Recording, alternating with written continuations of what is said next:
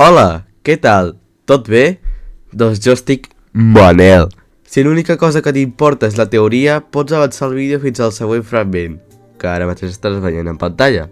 Si és la primera vegada que em veus, el més probable és que no em coneguis. Et dic Ferran i per les xarxes em coneixo com de Ferraini. Encara que no tinc res a l'elevant perquè totes les coses que penjo són la primera cosa que se'm passa pel cap. I aquest vídeo potser serà l'única cosa en què més m'ho he currat, a part d'aquest altre, del que era un projecte per l'institut. Parlant de l'ISTI, com ja hauràs vist el títol i a la miniatura, avui parlaré sobre la primera revolució industrial, del que aprofitaré per poder estudiar aquest tema perquè d'aquí poc tinc un examen. Ara sí, després d'aquesta mini presentació, anem al tema principal d'avui, la primera revolució industrial explicat a la meva manera.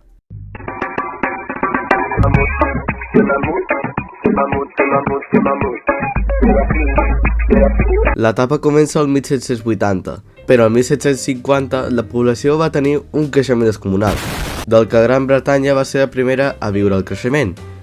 Això és causat per la reducció significativa de la mortalitat i el manteniment o una petita millora de la natalitat.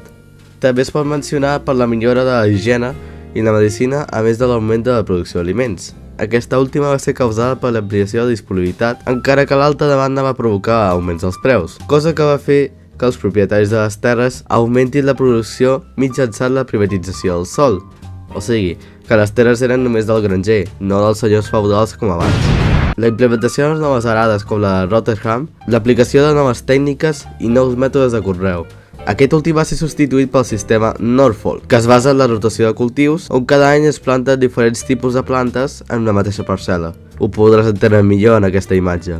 Això permet als agricultors obtenir diferents productes cada any i utilitzar les mateixes parcel·les per diferents usos, com de pasturatge per al bestiar o la producció de cereals i altres aliments com patates i blat de moro. A part de l'agricultura, també hi ha hagut millores respecte a les fàbriques gràcies a la implementació de l'inventor James Watt, la màquina de vapor, del que va anar substituint moltes feines manuals i transformant els antics sistemes de treball artesà, i així els obrers només s'havien d'encarregar una petita part de la producció. Tot això va provocar un augment de la productivitat i una disminució de costos de producció i dels preus de venda. De fet, la primera font d'energia que es va aprofitar en aquell moment va ser el carbó, del vapor d'aquest mineral quan es crema. Els primers canvis van ser aplicats a Gran Bretanya, a les indústries tèxtils i més tard a les siderúrgiques.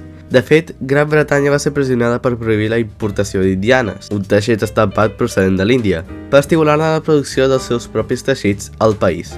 Una innovació del sector del cotó va ser la implementació de la llançadora de volant de Kay.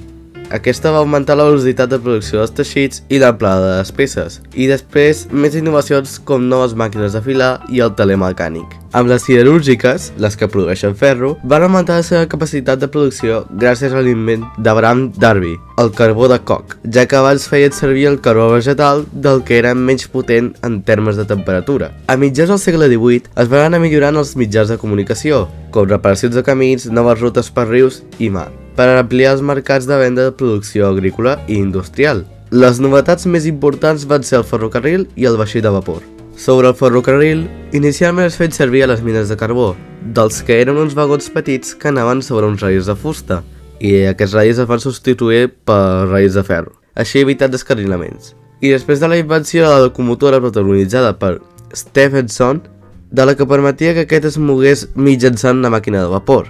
Uns anys més tard, gràcies a aquest invent, es van començar a unificar diferents ciutats com Manchester i Liverpool, Barcelona a Mataró i Madrid a Aranjuez. I així van evolucionar a altres països i d'aquesta forma reduir el temps que tardes a anar d'un punt a l'altre. També per al transport marítim van substituir els vaixells de vela pels que incorporaven un motor de vapor, dels que van començar a funcionar als Estats Units el 1807, i al 1847 ja havien dels que travessaven l'oceà Atlàntic i a sobre en 15 dies. Tot el que he dit abans ha servit per millorar sobretot el comerç, fotent tremenda millora per a la producció agrícola i la industrial als consumidors. L'increment de la producció va obligar a fer ampliacions dels petits mercats locals i comercials i que la producció sigui per a la venda en lloc de per al consum propi. El comerç exterior va augmentar significativament a mitjans del segle XIX per les teories del lliure comerç que defensaven que entre països fomentaria el creixement econòmic mundial. Tanmateix, per defensar-se de la producció britànica, molts països en plena industrialització van adoptar el proteccionisme, és a dir, la protecció de la indústria nacional mitjançant aranzels per encarir l'entrada de productes estrangers. O sigui, seria com un IVA que implementen els productes que són importats d'altres països. Mentre que passava tot això, en el sector de la política hi va haver bastants canvis, un d'ells protagonitzat per Adam Smith, el que va establir el liberalisme econòmic, que segons ell l'interès personal és el motor de l'economia amb l'objectiu de benefici màxim i tenir el rave més gran. Així el capitalisme és un sistema basat en la propietat privada, del que l'Estat no ha d'intervenir en el funcionament, sinó en les lleis de l'oferta i la demanda, els que determinen els preus dels productes. O sigui, menys demanda i més oferta, el preu és més baix, i més demanda i menys oferta costa més. De fet, periòdicament es produïen crisis econòmiques perquè feien molt més productes dels que podien vendre, i això comporta a pèrdues econòmiques de les empreses i després l'augment de l'atur, persones que busquen activament una feina i no en troben. Amb el creixement de les fàbriques, les empreses necessitaven molts diners per funcionar. Això va fer que es creessin les societats anònimes, on es divideixen els diners necessaris per a l'empresa en petites parts que es poden comprar i vendre en un lloc especial anomenat borsa de valors. Els bancs ajudaven a les empreses a obtenir aquests diners, ja sigui prestant-los, comprant petites parts de l'empresa o ajudant amb els pagaments. D'aquesta manera, els bancs es van convertir en una mena d'intermediaris entre les persones que tenen diners i les empreses que els necessiten.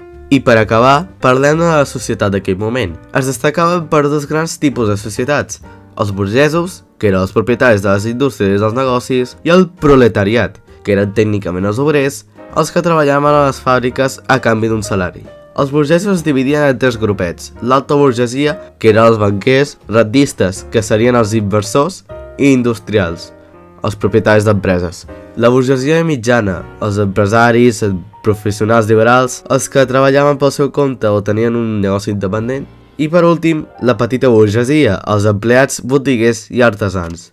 Els de mitjana categoria cap amunt eren els que tenien les cases més grans i decorades, amb més diners òbviament, serveis domèstics, vestits més formals, i anaven de lujo.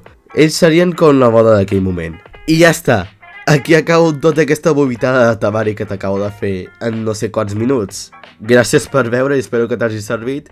Perdona per la meva vocalització de merda, tens els subtítols per si ho vols tornar a veure. I jo me'n vaig. Adeu!